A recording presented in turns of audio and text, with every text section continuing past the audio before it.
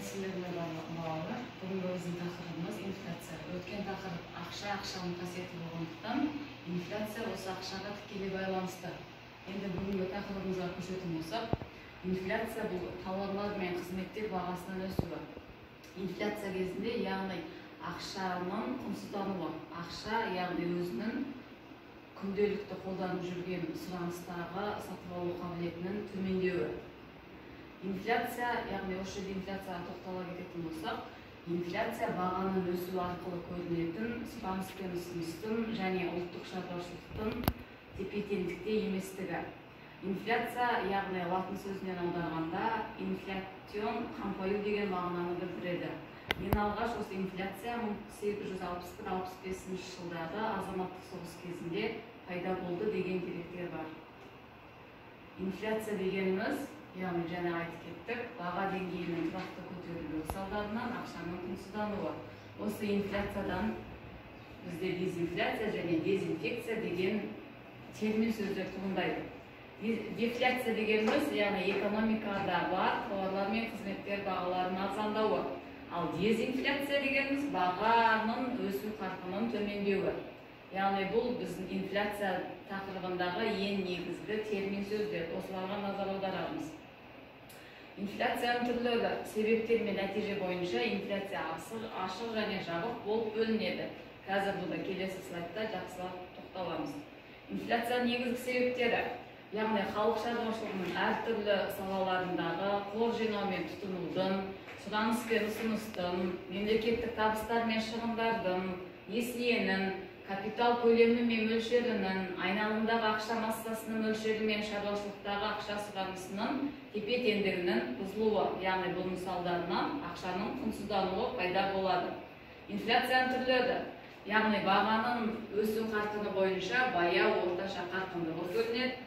Пайда болу сипатына қарай әкімшілік, шығын, сұраным, ұсыным, импортталған және несиелік болып бөлінеді. Инфляция формаларының көріністері бойынша ашық және жасырын, немесе жабық деп те айтуға болады. Яғни бұл инфляцияның үш түрі. Мына жерде сіздерге берілген, бұлмен өздеріңіз ары қарай танысып алуларыңызға болады. Баяу инфляция деген не, орташа инфляция деген не, қарқынды инфляция деген не. Келесі жаңа айтылып кеткенде пайда болу сипатына қарай инфляцияның түрлері. Барлық түріне анықтамалар берілген. Бұны өзіміз толығымен оқып алуымызға болады. Келесі ашық және жасырын. Яғни бұған да тоқталған. Яғни инфляцияның факторлары. Инфляцияның факторлары ақшалай, сыртқы, қазыналық және ұдайы өндірістік. Бұл жерде ақшалай дегеніміз не? Яғни ақшалай ұлттық валюта бағамының құлдырауы, шетел валюталарының еркін айналымы, қосымша ақша эмиссиясы.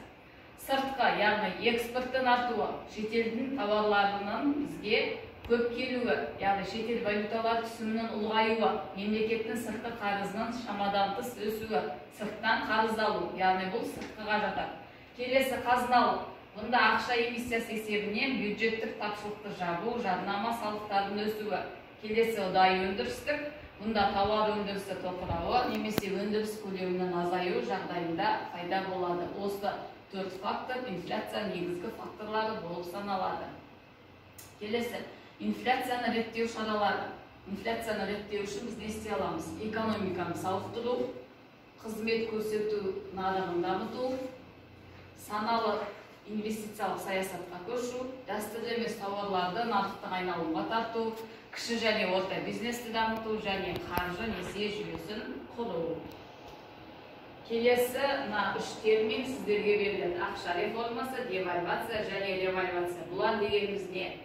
Яғни бүгінгі сабақты қорытындылайтын болсақ, инфляция дегеніміз ақшаның құнсыздануы. Яғни біз ақша құнсыздану салдарынан, яғни бізде көптеген товарларға сұраныс азаяды. Соның нәтижесінде инфляция пайда болады. Яғни бүгінгі сабақты қорытындылап, сіздер өздеріңіз үйден жазасыздар ақша реформасы, девальвация, ревальвация және оның алдында жаздық инфляция, дефляция және дезинфляция. Осы терминдер сөздерге назар аударамыз, оның анықтамасын жазамыз, не білдіретін жазамыз, өткен тақырып ақша қасиетімен бірге салыстырамыз. Рахмет, бүгінгі тақырыбымыз осы.